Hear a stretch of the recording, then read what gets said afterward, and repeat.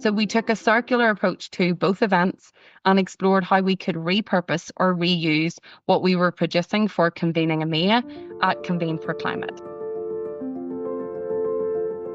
This is the Convene podcast. My name is Maggie, digital media editor. Welcome to season 5 of the Convene podcast, brought to you by Madrid Convention Bureau. Today I'm joined by Jaimé Bennett, who is a seasoned executive and passionate leader dedicated to fostering collaboration, mentorship, a sustainability by design approach, and driving diversity and inclusion. As the Managing Director EMEA at Pcma, Jaimé remains focused on advancing the business events industry by empowering professionals and organizations to thrive in an increasingly dynamic and interconnected world. Jaimé, it's a great pleasure to have you on the podcast. Thank you so much for having me here, Maggie. Yeah, my pleasure. In 2024, you co-located the inaugural Convene for Climate with Convening EMEA. So I want to focus a bit on that. Can you explain the idea of Convene for Climate for those of our listeners that might have missed it out, on how it came to be, the partners involved, and the event concept? For sure.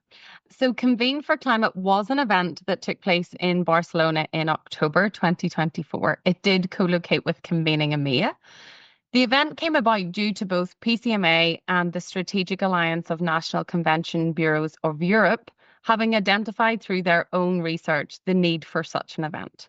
Having this shared vision and commitment, plus the reach both organisations had, it made perfect sense for us to collaborate. So we then developed and launched Convene for Climate in May 2024. The event's mission was really to bring together key individuals within the business events industry and adjacent sectors to grow knowledge and create solutions around the intersection of climate tech and the world of business events.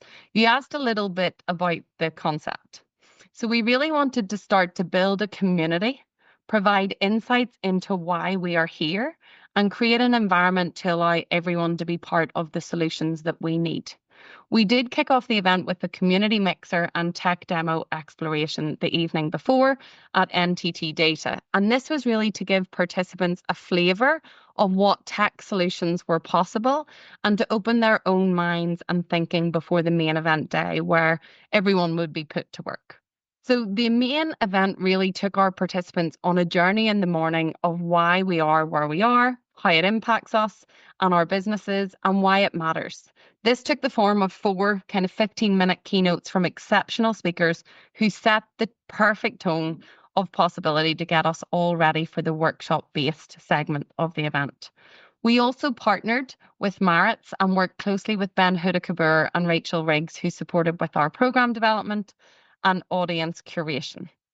Having launched the initiative in May 2024, it soon became obvious that this initiative had to be much more than just an event if we were really to deliver a transformation, as it is a journey, not a destination, and we were only getting started. So we set about to develop it further into a global platform stroke movement, if you like, with one of those goals being to have representation from the entire value chain of our industry and those that shared our commitment and were also driven by responsibility. We therefore were delighted to welcome during Convene for Climate in Barcelona 4 additional foundational partners, including Destination Canada, Falsha Ireland, Marina Bay Sands in Singapore, and last but not least, United Airlines. That's wonderful. And why did the industry need this event right now? That's a great question. The industry needed this event because we need solutions. And to find solutions, we need the right people around the table from both within our industry and from outside of our industry if we're to deliver something different. Hence, why we had to curate the audience and the content and event design format that we actually created. We must take a proactive approach to shaping our own industry's future while it is still within our control, and this platform will allow us to do that. There is a lot of great work out there, but we do not have harmony or a roadmap of transformation, which is not just technology-based, it is mindset shift, it is development of new business models and collaboration with sectors we've never considered collaborating with before. if we are really to take a regenerative economy approach, which I believe is vital to our industry's existence and success. So that's why the event was needed and the platform even more. And why do you think the business events industry is uniquely positioned to address the climate crisis? We are uniquely positioned because many, if not all, industries in the world convene. They deliver or attend conferences and events. They have their own staff and community gatherings, and they understand the importance of face-to-face meetings to advance industries, organizations, societies, people, and more. I think Paul Dickinson, one of our speakers at Convene for Climate, put it very well. He said, events are the thinking machine of the world, and you're the thinking machine of the thinking machine. Therefore, not only do we have to take ourselves seriously, but we must ensure we create platforms like Convene for Climate to explore what it will take to transform our industry for a sustainable future. We can only do that by having the right people at the table and creating environments that foster this interdisciplinary collaboration to benefit all and transform how we do business. What do you imagine the business events industry could look like in the next decade as it evolves to meet the challenges of climate change? If I'm completely honest, I don't personally like to make predictions about the future, but what I am hopeful about is where we are now and what we have started, as it is a journey that we've all embarked upon. If I were to highlight a few things, they would be an industry of individuals and organizations empowered to take a sustainability by design approach to their operations and events that collaborate and partner not just with destinations, but also other events and suppliers on how together they can deliver better while reducing their emissions. I know it's quite lofty. The second would be measurement. And I do feel that we're getting closer to having a measurement tool or the need for a measurement tool that allow us to measure the positive societal and economic impact of our events, not only nationally, but internationally. The use of data, I think, especially with technology advancements and AI and what's more to come, we have an international data repository that helps us all make intelligent decisions and understand the implications of those decisions. And then I think one area that is really going to come up more is justifications of events and travel. More and more organizations are requiring business cases for their staff to attend events and monitoring travel. And I believe this is only going to increase, which is why we need to ensure we can measure the positive impact of events more, provide multiple things at events for participants, not just good content or good business, but they need to include content, community, commerce, exceptional experiences, and more. And how does Convene for Climate encourage interdisciplinary collaboration between the industry and non-traditional sectors like climate tech? I suppose building an interdisciplinary community and creating collaboration opportunities is at the centre of Convene for Climate's approach. And we encourage that by inviting people to join, by being very clear on why we are doing what we're doing, how it can benefit those involved, and create environments that make the collaboration much easier. In addition, sharing findings and tools that are developed with all will also be key, as Convene for Climate is not owned by any one person or organisation. Yes, we have many driving it, but our call is for as many people to join as possible as we continue to develop the platform and explore other touchpoints, communications, and resources that our industry needs. So that's all very interesting, but how and why was the audience curated? And how did that help determine the outcomes? So the how the audience was created was we really wanted to create an audience of associations, corporates, agencies, venues, and DMOs alongside adjacent sectors such as technology, aviation, and business services.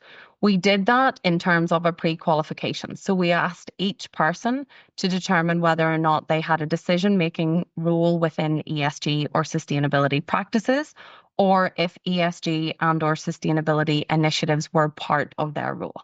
So that's how we curated it.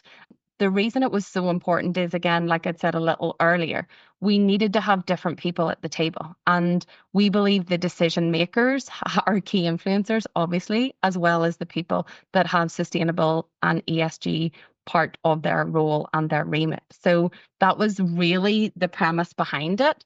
And we looked at suppliers stroke partners, we looked at planners across organizations, associations, corporates, agencies, as well as these adjacent sectors, really to create this real great mix of community in the room. Because if we were bringing new perspectives to the table at different levels with different remits, we felt that would really help us have much more impactful outcomes within the workshop base, because we're looking for solutions. And if we only put the same people around the table and expect different results, we might not be very productive. A word from our sponsor. Voted the world's best meeting destination for 5 consecutive years, Madrid offers an exceptional transport network, breathtaking spaces, world-class dining and accommodations, and a vibrant lifestyle that seamlessly blends business with leisure. Make your next meeting Madrileño. Discover more with the Madrid Convention Bureau. Now back to the program. And you kind of alluded to it, but can you tell our audience about the workshop-based approach and how it supports creating actionable solutions? And maybe if you can touch on the outcomes. Yeah, so I'll take 2 layers to this response. So one was really our content approach to Convene for Climate, because it was across 3 themes that I would imagine will remain the same. One was to reimagine, and it was really to have an exploration of ideas about the future, to cultivate opportunities and challenges, and better prepare us to make decisions and the ability to act now.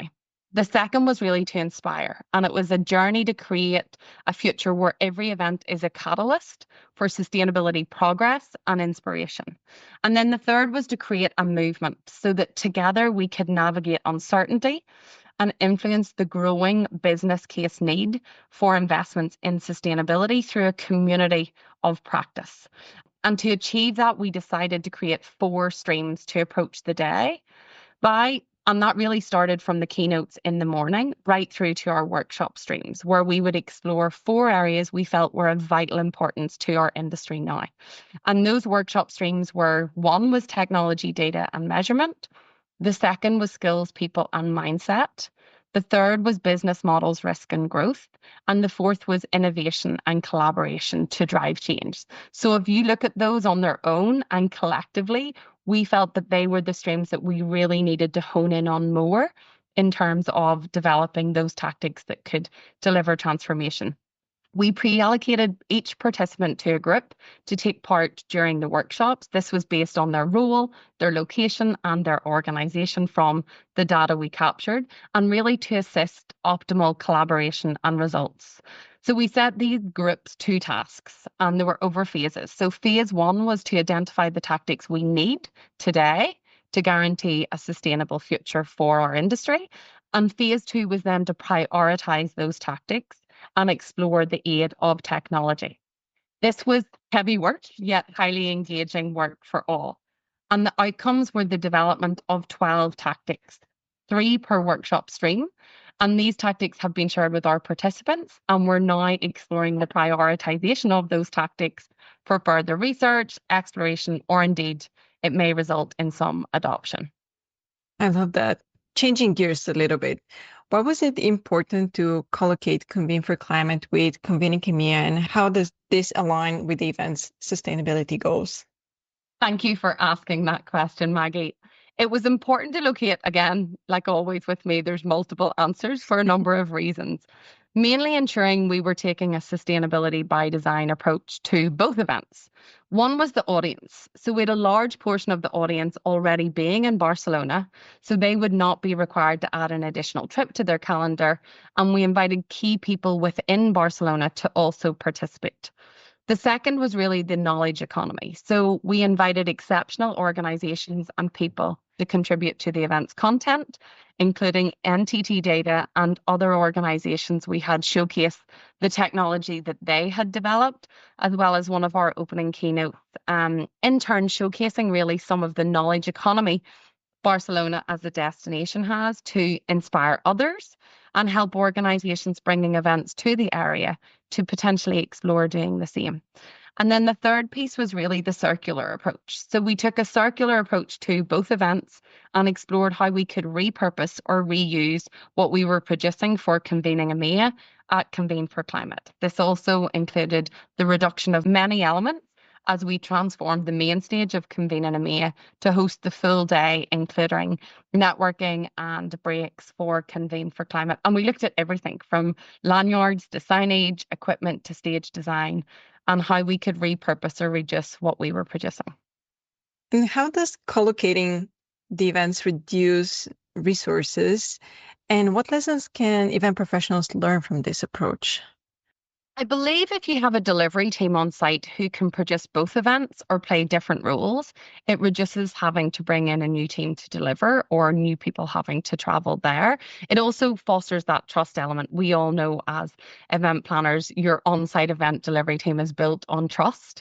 And sometimes that takes weeks and months of planning before, but then sometimes you have contractors on site that are just there from the day. So it really helps with that. It's also great to already have done an event there. So you have one event under your belt with the on-site team within the venue, from production to catering and event management. So that trust is built. You also have learnings from the first event that you can apply live, may it be participant flow, stage design, how things could be tweaked or changed based on your learnings. I suppose in terms of what other professionals can learn from this approach and what I and the team enjoyed the most is it forces you to think differently and explore what can be repurposed or have multiple uses. So it could be interchangeable photo walls, it could be lanyards, it could be your equipment that you're bringing in. So really it makes you think of things dually. So you're thinking of two events and not one, which sometimes can be more efficient, but also it can spark a bit more innovation and creativity within individuals and allow other team members to contribute because you're asking them to approach something in a different way.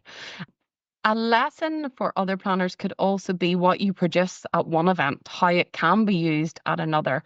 And that might not necessarily just be co-located. It could be something else that you can use again. And I suppose I would really urge our planner community to look at their portfolio of events and their opportunities to co-locate some of them and try it, whether it be a board meeting or a pre-con meeting that you do prior or a smaller segment event. But try one before saying no, because it's really only through doing things differently and taking that step that we can transform how we produce. I love that. So speaking of lessons learned, what are your plans and priorities for Convene for Climate 2025? And maybe if you can tell us how Convene for Climate also was incorporated in the CO25 program. Right. So we, in partnership with SANSB, the Alliance, and our foundational partners, are currently developing a roadmap from Barcelona. I did say it was very heavy yet engaging work, but we did develop a lot of tactics and they need the time to synthesize. So we're going to be prioritizing and developing those 12 tactics. And in addition, we're going to be identifying future challenges. So this week in Convening Leaders, we had a workshop with some of the audience there, and we captured from them what a platform would look like for them and how it would meet their challenges. So we'll be incorporating identifying those future challenges based on that data and others, and what that platform really needs to assist our community, not just today, but tomorrow. Is it research? Is it case studies? Is it additional articles? Is it micro events of webinars or workshops to continue this movement and to collect more data and insights as to what our community needs and creating that space for those adjacent spaces and sectors? Convene for Climate 2025 will then take place in Rotterdam this October, and we will also be sharing more news on that in the coming weeks and months. But I think we have many ideas in development with our foundational partners and our other partners, and the skies are really the limit. But I suppose what I would like to add here is that this is a call for all to join the community now. Register on conveneforclimate.org. We will keep you up to date with latest news, developments, and insights, because like I said before, this is not owned by a single person or an organization. The more people we can have join and contribute, the more success we will have in finding the solutions that the industry needs. I love this as a good wrap for our conversation. Thank you so much, Jaimé, for being on the podcast. Maggie, it was a pleasure. Thank you so much. I'm really excited about this journey and thank Convene for giving us the platform to share our journey so far, but there is lots more to come. Yeah, and we'll keep on covering. Thank you so much. Thanks. Remember to subscribe to the Convene podcast on your favorite listening platform to stay updated with our latest episodes. We want to thank our sponsor, Madrid Convention Bureau. Learn more about how to make your next meeting madrileño at esmadrid.com/MCB. That is esmadrid.com/MCB. For further industry insights from the Convene team, head over to pcma.org/convene. Stay inspired, keep inspiring, and until next time.